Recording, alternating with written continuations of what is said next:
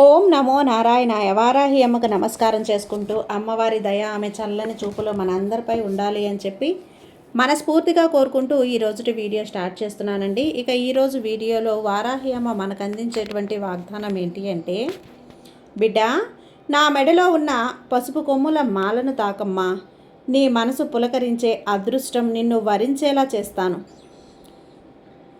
నీ కోసం తీసుకొచ్చిన ఈ సందేశాన్ని తప్పకుండా నువ్వు విని తీరాలి బిడ్డ అని చెప్పి వారాహి అమ్మ అయితే మన కోసం తెచ్చిన ఈ సందేశాన్ని వినే ముందుగా మన ఛానల్ని ఫస్ట్ టైం చూస్తున్నట్లయితే ప్లీజ్ సబ్స్క్రైబ్ చేసుకోండి ఫ్రెండ్స్. వీడియో నచ్చితే కనుక లైక్ చేసి సపోర్ట్ చేయండి. ఇక వీడియోలోకి వెళ్ళబోయే ముందుగా ఒక్కసారి జ్యోతిష్యంలో గొప్ప అనుభవం కలిగినటువంటి గురూజీ సుబ్రహ్మణ్యం రాజు గారు శ్రీ వారాహి అమ్మవారి ఆశీస్సులతో జ్యోతిష్యం చెప్తున్నారు.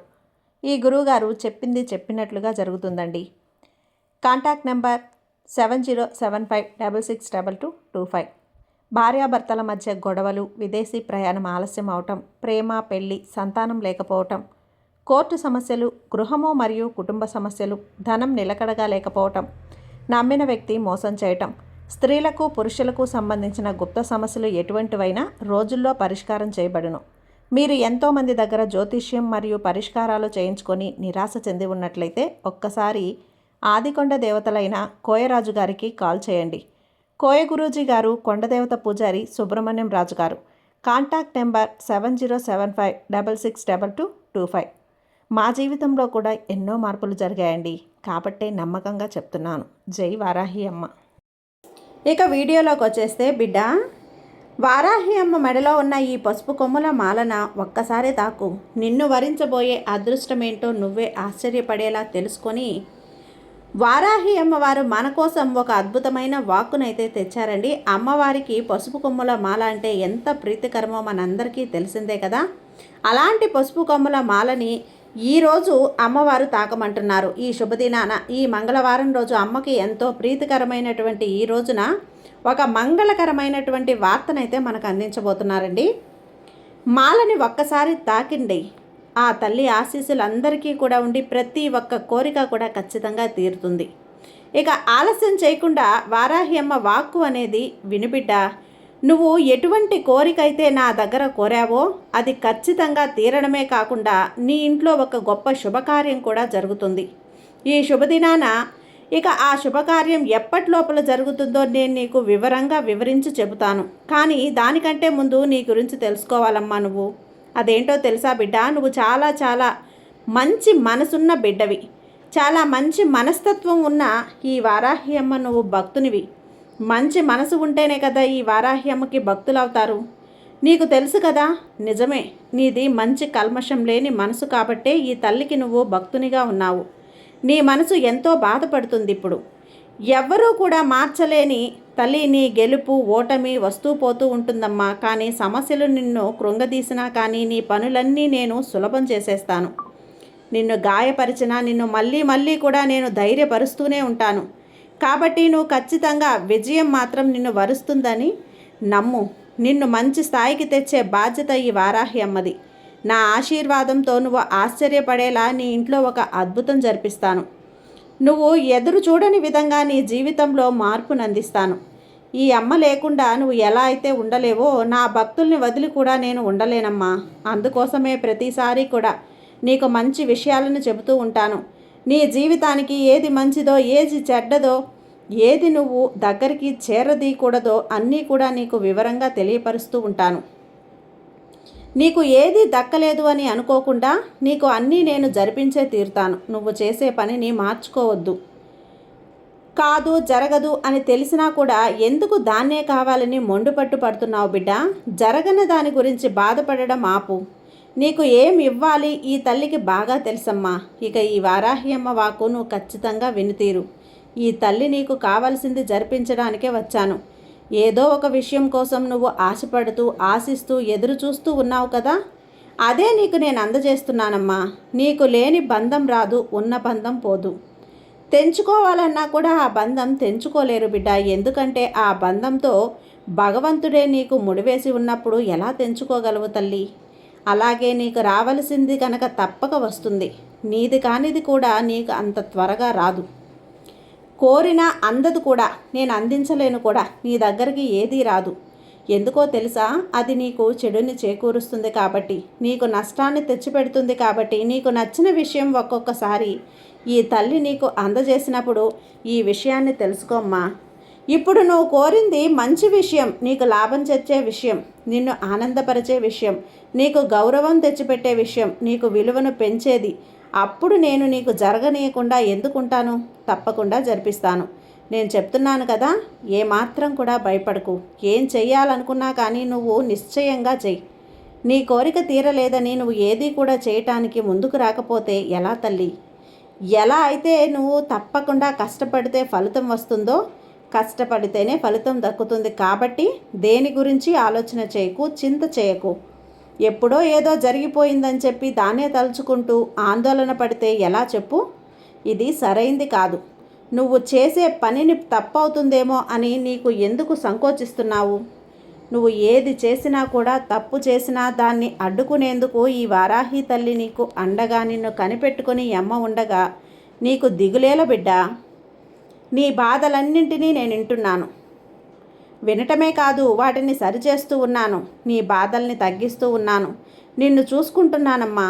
ఈ తల్లి నీకు మనస్సాక్షితో పోరాడే నీ పోరాటం ఒక గుడి లాంటిది. నీ మనసు ఒక కోవెల లాంటిది. ఎప్పుడూ ఎవరికీ ద్రోహాన్ని తలవని నీ మనసు చాలా మంచిది బిడ్డ. నువ్వు చెడనేది తలపెట్టవు, తలవు కూడా, అది నాకు తెలుసు. కానీ ఎవరికైనా ఆపద కలుగుతుందేమోనని ఆతృతపడి భయపడిపోతూ ఉంటావు. నువ్వు ఏది చేస్తే అది తప్పు కాదు తల్లి. కాబట్టి నీ పనులన్నీ నువ్వు చేసుకుంటూ వెళ్ళు. ప్రతిదానికి నిన్ను దోషిలా నిలబెట్టొద్దు. నిన్ను నువ్వు తక్కువ చేసుకోవద్దు, దూషించుకోవద్దు. నువ్వు తప్పు చేశావు అన్నం గిన్నెలో గిల్టీతో నువ్వు బ్రతకొద్దమ్మా. దానివల్ల వేదన ఎక్కువ అవుతుంది. నిశ్చయంగా మంచి దారిలో నిన్ను నడిపిస్తాను అనే నమ్మకం నీకు ఉంది కదా. ఈ వారాహి తల్లి నీకు నమ్మకం ఉంది కదా తల్లి. ఈ తల్లి నడవడికలో నువ్వు నడుస్తున్నావని నమ్ము.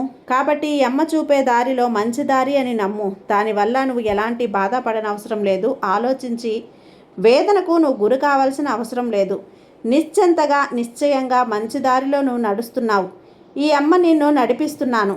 నువ్వు చేసే ప్రతి పని సవ్యంగా, మంచిగా కుదిరేలా చేయటం నా బాధ్యత. ఎప్పుడు ఒక తప్పు చేసి మన్నింపు అడగాలని కోరుకుంటావో అప్పుడే నువ్వు చేసిన తప్పు క్షమాపణ అనేది కోరావు అని అర్థం. అప్పుడే నువ్వు చేసిన తప్పు మన్నింపు అడిగినప్పుడే అది ఆ తప్పు సరిచేయబడుతుంది. ఇక ఈ మన్నింపుకు మించిన వేరే శిక్ష ఏముంటుంది చెప్పు? తన తప్పును తాను తెలుసుకున్నప్పుడు అంతకు మించినటువంటి వేరే ఏదీ ఉండదమ్మా. అమ్మ క్షమాభిక్ష అనేది చాలా గొప్పదమ్మా. అందరూ తప్పు చేసినా కూడా దాన్ని మన్నింపు అడగకుండా, తప్పు అనేది ఒప్పుకోకుండా వాదిస్తూ ఉంటారే, అది మహాపాపం. తల్లి వారు చేసే తప్పు చేసినట్లే లెక్కవారు మరింత తప్పుని పెంచుకున్నట్లే. కాబట్టి తప్పు ఒప్పుకోవటం చాలా మంచి పద్ధతి. కాబట్టి వారి జీవితంలో అలాంటి వారు మారరు తల్లి, ఎప్పటికీ మారరు. వాళ్ళ జీవితము మారదు, వాళ్ళ జీవితానికి అర్థము ఉండదు. నువ్వు అలాంటి వాళ్ళతో మాట్లాడడం మానేసి ఎక్కువగా నీ గురించి నువ్వు అర్థం చేసుకో. నీ జీవితం గురించి నువ్వు అర్థం చేసుకో. సమయం వచ్చినప్పుడు వాళ్ళే మారుతారులే. నువ్వు ఎవరిని మార్చాల్సిన అవసరం లేదు. నీ గుణాన్ని అర్థం చేసుకున్న వారే నీ దగ్గరకు వస్తారు. నీకు ఏది కావాలో, నీ ఆశ ఏదో అది ఆ అమ్మకు తెలియదా? తప్పకుండా అందిస్తాను. నీ తల్లిగా మిగతా వారు నిన్ను ఎలా నడిపించినా బాధపడకు. నీ తల్లిగా నేనున్నాను కదా, నేను చూసుకుంటాను. నువ్వు ఎవరు ఏమనుకున్నా సరే పట్టించుకోవద్దు. అవమానపరిచినా వాళ్ళని తిరిగి నువ్వు తిట్టొద్దు తల్లి. వాళ్ళు నిన్ను అనగపరిచినా కాదు, నువ్వు పట్టించుకోక అంతే. నీ గౌరవం అనేది తగ్గకుండా చూసుకో, నీ విలువ తగ్గకుండా చూసుకో బిడ్డ. నీ భారమంతా నాది. నీ మనసు కష్టపెట్టుకోవద్దు. నీ మనసు కష్టపెట్టుకుంటే నువ్వు ముందుకి ఎలా వెళ్ళగలవు చెప్పు? నీకే కదా నష్టం. నీ సంతోషాన్ని నువ్వు ఎందుకు దూరం చేసుకోవాలమ్మా? కాబట్టి ఈ వారాహి తల్లికి అన్నీ తెలుసు, అన్ని విషయాలు తెలుసు. మంచి చేసి నిన్ను కాపాడేందుకు నేనున్నాను కదా. నీ రాబోయే రోజులన్నీ కూడా నేను స్వేచ్ఛగా, సుఖంగా, సంతోషంగా ఉంటాయి. ఈ అమ్మ మీద నమ్మకం ఉంచు. నువ్వు ఎదురు చూసే ఆ శుభవార్త నీకు అందిస్తాను. నువ్వు ఎదురు చూడు తల్లి. ఎదురు చూస్తున్న అద్భుతం నువ్వు అందుకోవటానికి సిద్ధంగా ఉండు. నువ్వు ఆశ్చర్యపడే అంత ఆనందం నీకు కంటి నిండా ఆనంద బాష్పాలతో నాకు నమస్కారం కూడా చేసుకుంటావమ్మా. ఈ తల్లిని ఎప్పుడూ కూడా కోరుతూ ఈ క్షణం కూడా ఏదో ఒక విజయవంతంగా ముగుస్తుంది అనే నమ్మకం నీకుంటుంది చూడు. జరిగిపోయిన కాలాన్ని తెలుసుకొని బాధపడకు తల్లి, జాగ్రత్త పడు, ఆలోచించు, భయపడద్దు. రానున్న కాలం నీకంతా కూడా అద్భుతంగా ఉంటుంది. అలా ఉంటుంది అని ఊహించుకొని సంతోషపడు. ఆ కాలం కోసం ఎదురు చూడు. నీ వంతు ప్రయత్నం చేయి. ప్రతి అవకాశాన్ని అందిపుచ్చుకో. నీకు రాసి పెట్టే ఉంది తల్లి. ఖచ్చితంగా నీ జీవితం అద్భుతంగా ఉంటుంది. నీకు జరగాల్సిన దాని గురించి నువ్వు తప్పించుకోలేవు. జరిగేది జరగని, అంతా నీ మంచికే అనుకో. అంతా నీకు అనుకూలంగా ఉంటుందమ్మా. ఏదైనా సరే నీకు కాలం ఇచ్చే ప్రతి దానితో కూడా నువ్వు తృప్తిపడు, ఏకీభవించు. సంతోషాన్ని నువ్వు వెతుక్కుంటూ వెళ్ళు. దాని వైపు వెళ్ళి నిలబడడానికి ఈ వారాహి అమ్మ ఎప్పుడూ సిద్ధంగా ఉన్నాను. నువ్వు సంతోషంగా ఉండు బిడ్డ, నీకు అంతా మంచే జరుగుతుంది. ఇక ఈరోజు యొక్క పసుపు కొమ్ముల మాల తాకిన నీకు ఒక శుభకార్యం నీ ఇంట్లో అతి త్వరలో జరగబోతుంది తల్లి. ఎందుకంటే నువ్వు ఎన్నో రోజులుగా చూస్తున్న ఆ శుభకార్యం, అది నీ ఇంట్లో నీ బిడ్డ పెళ్ళి కావచ్చు, నీ ఇంట్లో నీ యొక్క పిల్లల పాఠశాల కావచ్చు, లేకపోతే మరి ఏదైనా శుభకార్యం కావచ్చు, గృహప్రవేశం కావచ్చు. ఒక శుభకార్యం అయితే ఖచ్చితంగా నీ ఇంట్లో జరుగుతుందమ్మా. ఇక నీకంతా కూడా శుభమే కలుగుతుంది. పసుపు నీకు అంతా శుభం జరిగేలా ఈ పసుపు కొమ్ము మాల తాకిన నీకు అంతా శుభమే అందిస్తాను. ఈ అమ్మను నమ్ముకున్న నీకు శుభవార్తలే కాదు, నీ బంగారు భవిష్యత్తు అనేది కూడా నేను రాస్తాను తల్లి. నిశ్చింతగా ఉండు. ఇక నిశ్చింతగా నిద్రపో. నీకంతా కూడా మంచే జరుగుతుంది. ఈ తల్లి యొక్క ఆశీస్సులు నీకు ఎప్పుడూ ఉంటాయి తల్లి.